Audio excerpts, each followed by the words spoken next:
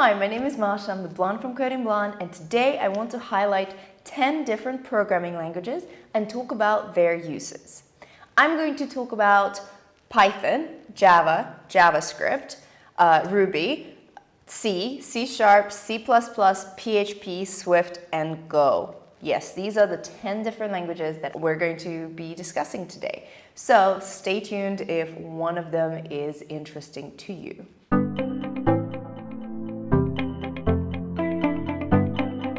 If you're new to the world of programming, then make sure that you use this video in conjunction with my other video that I've made about how to choose which programming language you should start with. I will leave a link to that video over here. Make sure that you watch this video first and then go watch that video, because I'm sure it's going to be super helpful for you if you're in that position right now. And don't forget to get my free guide to free coding courses where you can try out the basics of different languages and build fundamental skills that you need to be programming in these languages. You can get that guide by clicking the link in my description. So go ahead and do that. But before we get into it, I want to discuss some common properties that these languages might have. So for example, they can range from low level to high level of abstraction. And what does it mean? That means that low-level languages speak to machines. It's an abracadabra that only machines understand. It's not very human-friendly, it's machine-friendly. High-level languages are much more removed from machines and they're much more human-friendly. So for example, think of Python or JavaScript. You can read them, right? You can understand what they say, and machines don't necessarily understand that language. You have to have a program that interprets what that language means. But these languages are much more human-friendly, so, they have their own benefits. It takes more time for them to act because the interpreter takes some time, but basically, this is the concept of low-level to high-level programming languages, just so that you understand when I mention that. And yes, I'm not going into detail on how that works here. This is just a very brief and simplistic overview. I'm oversimplifying things, but just so that you understand that if you want to learn more about it, I'm sure you can find a lot of different YouTube videos or resources on this topic. There are also different programming paradigms, so the different types of logic that are being used.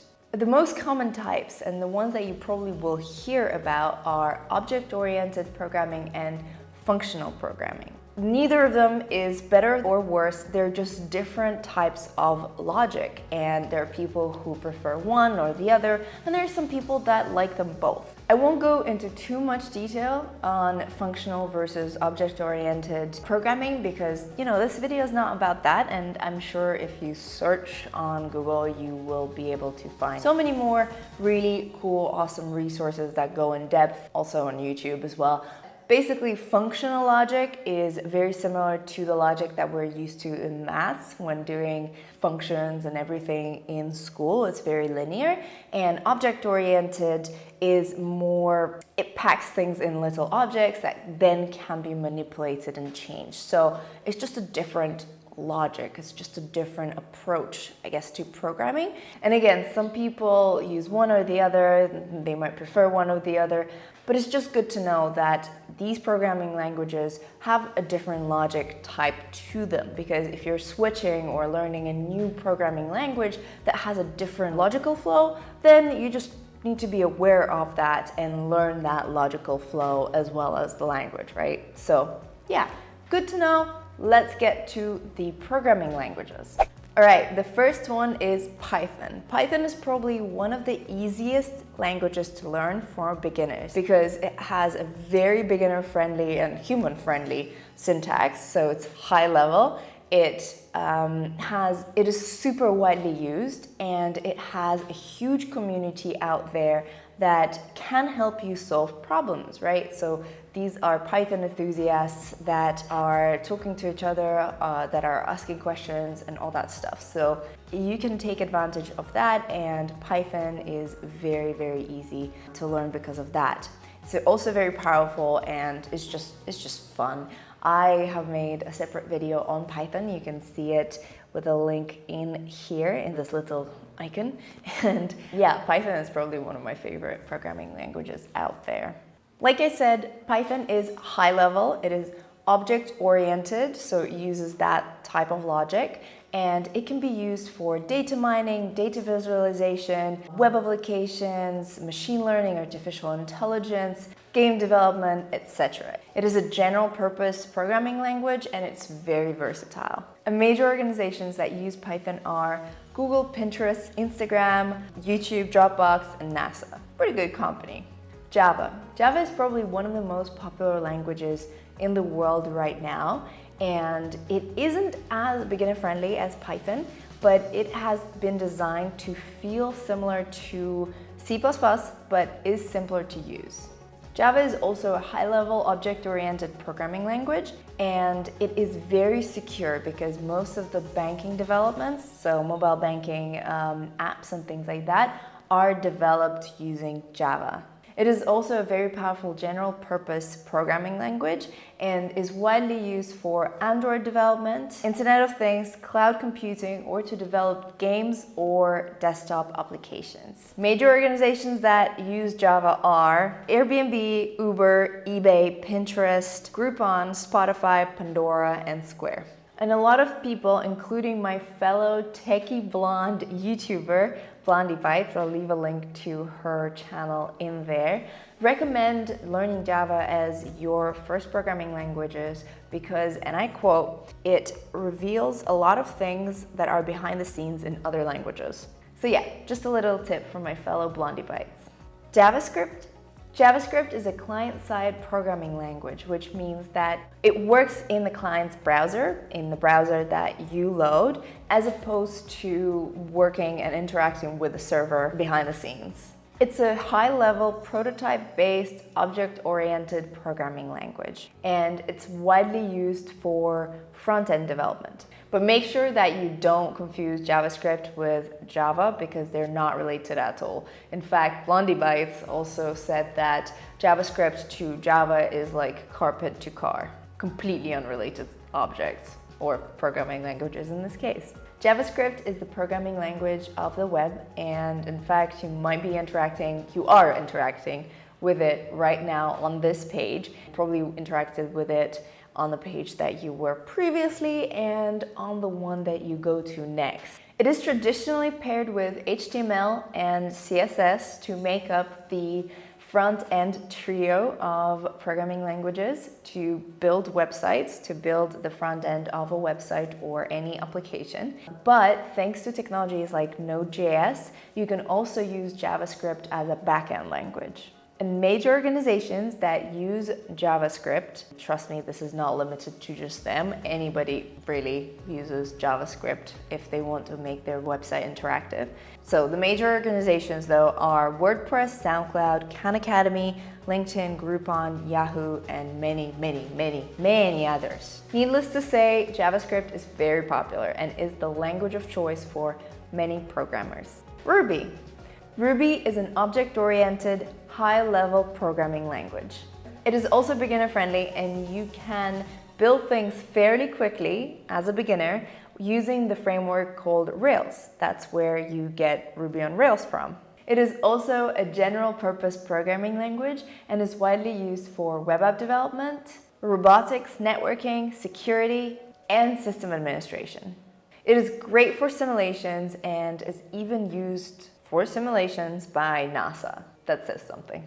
Major organizations that use Ruby are GitHub, Script, Groupon, NASA Langley Research Center, Motorola, Google SketchUp, and Basecamp, Amazon, Twitter, and Groupon were all created using Ruby on Rails. Ruby's founder once said about his baby, this programming language, and I quote, "It is simple in appearance, but it is very complex inside, just like our human body." Funnily enough, this was the first language that I started with. C. C may be older than you. It was released in 1972, and at the time of this recording, it is 47 years old, and it is probably one of the most widely used programming language out there. It is a structure-oriented, middle-level programming language, which is often used for low-level applications, meaning that it's very widely used for developing device drivers. It's very powerful and was the inspiration behind many advanced programming languages, including C++, Java, C#, JavaScript, and Perl. It is used to develop system applications that are integrated into operating systems such as Windows, Unix, and Linux, as well as embedded software. It is widely used for systems programming, artificial intelligence, industrial automation, computer graphics, space research, image processing, and game development. A lot of different cool applications. And major organizations that use C are Microsoft, Apple, Oracle, Cisco, and Raytheon. C#. C# is a multi-paradigm programming language, which means that it supports multiple types of logic of the paradigms that we have discussed already. It was developed in the 2000s by Microsoft as part of its .NET initiative and was based on C, C++, and Java. As a result, it's very similar to those programming languages and is widely used for developing Windows applications and games. It is a general-purpose programming language and can be used for almost anything, including gaming, web application development, and it is becoming more and more popular for mobile development. Major organizations that use it are Microsoft, Intel, and HP. C++. C++ is an object-oriented middle-level language. It was created to be an extension of the C programming language while having a higher level of abstraction and still keeping the power of that C foundation. It is a general-purpose programming language that is widely used to work with system or application software, drivers, client-server applications, and embedded firmware. And major organizations that use C++ are Google, Mozilla, Firefox, YNAB, Adobe Software, Amazon, and Lockheed Martin. And fun fact for you, the Google office in London where I used to work had a cafe called C++. PHP. PHP is a multi-paradigm programming language that was designed to create dynamic web pages that work well with databases. It is a general-purpose programming language that is widely used for web application development, server-side scripting, and command-line scripting. Fun fact is that PHP wasn't intentionally created or designed to be a programming language. Its founder, Rasmus Lerdorf, initially wrote several programs in C that helped him maintain his personal homepage.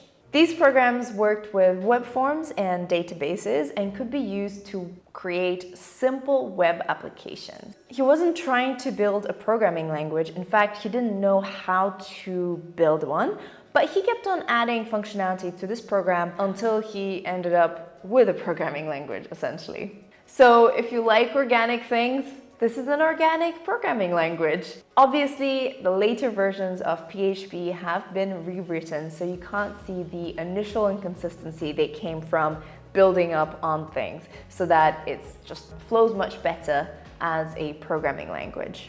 And major organizations that use PHP are Facebook, Yahoo, Cybercoders, and NextGen. Swift is Apple's general-purpose multi-paradigm programming language that is used to develop apps for iOS and OS X, any type of OS, basically. It was created to preserve the main concepts of Objective-C, which is the other language that you can use to create apps for Apple. But it was also created to be safer so that it catches bugs in a more eloquent and easy way, basically. If you're thinking about building a native app for an iPhone, then Swift is probably a good choice of language for you. And major organizations that use Swift are obviously Apple, Getty Images, Slack, Dow Jones, and Playlist Media. In fact, any organization that has a native app on Apple Store has used Swift. And finally, Go. Go, or Golang, was developed by Google in 2017 to improve programming productivity. It was designed to have the following features: static timing and runtime efficiency like C++, readability and usability like Python or JavaScript, and high-performance networking and multiprocessing. Go is a general-purpose multi-paradigm programming language. It is very concise, simple, and safe, meaning that because the syntax is so simple, it's so much easier to catch and get rid of any potential bugs. Go is very new, it's 2 years old, so it hasn't found its niche yet, but it's very powerful and is designed to solve Google-sized problems that are very complex.